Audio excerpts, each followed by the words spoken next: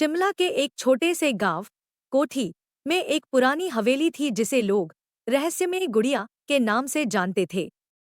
यह हवेली कई सालों से वीरान पड़ी थी और इसके बारे में कई खौफनाक कहानियां प्रचलित थीं।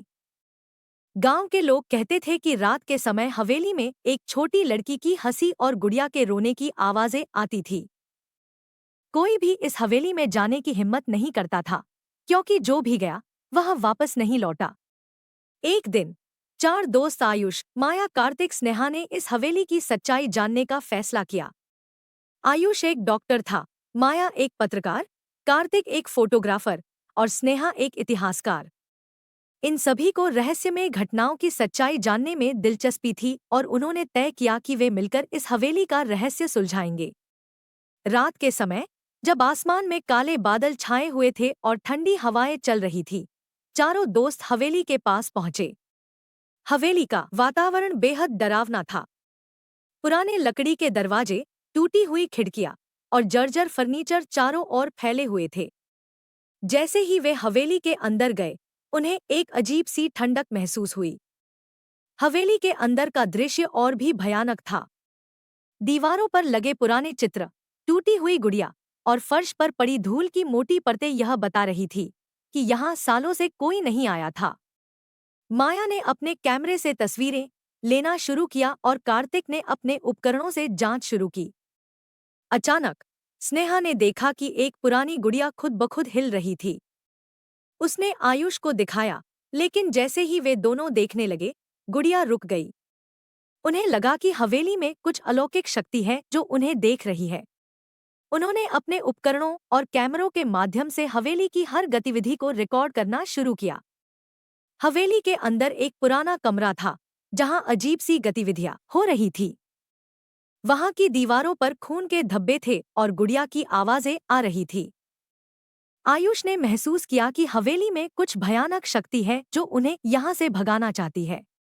उन्होंने कमरे के अंदर एक पुराना दस्तावेज पाया जिसमें लिखा था कि इस हवेली में एक छोटी लड़की की आत्मा भटक रही है, जिसकी मौत यहाँ कई साल पहले हुई थी। उस दस्तावेज में लिखा था कि वह छोटी लड़की, जिसका नाम राधा था, एक दिन अचानक गायब हो गई थी। उसके माता पिता ने उसे बहुत ढूंढा, लेकिन उसका कोई पता नहीं चला। कुछ दिन बाद उसकी लाश इस हवेली के अंदर मिली। उसकी मौत के बाद उसकी आत्मा इस हवेली में भटकने लगी और वह अपनी गुड़िया के माध्यम से लोगों से संपर्क करने की कोशिश करती थी।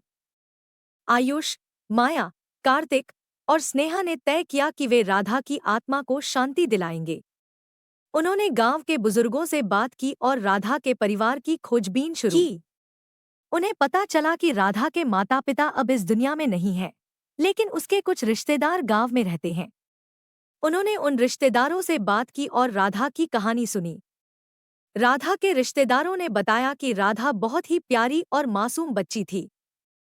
उसकी मौत ने पूरे परिवार को तोड़कर रख दिया था। उन्होंने यह भी बताया कि राधा की मौत के बाद से ही हवेली में अजीबोगरीब घटनाएं होने लगी और लोग वहां जाने से डरने लगे। चारों दोस्तों ने मिलकर राधा की आत्मा को शांति दिलाने के लिए एक धार्मिक अनुष्ठान करने का फैसला किया। उन्होंने एक पंडित से संपर्क किया और हवेली में उस अनुष्ठान की तैयारी की। अनुष्ठान के दिन वे सभी हवेली में गए और पंडित ने मंत्रों का जाप शुरू किया। जैसे ही मंत्रों का उच्चारण होने लगा, हवेली के अंदर अजीब सी हलचल होने लगी। गुड़िया अपने आप हिलने लगी और राधा की आवाजें तेज हो गईं।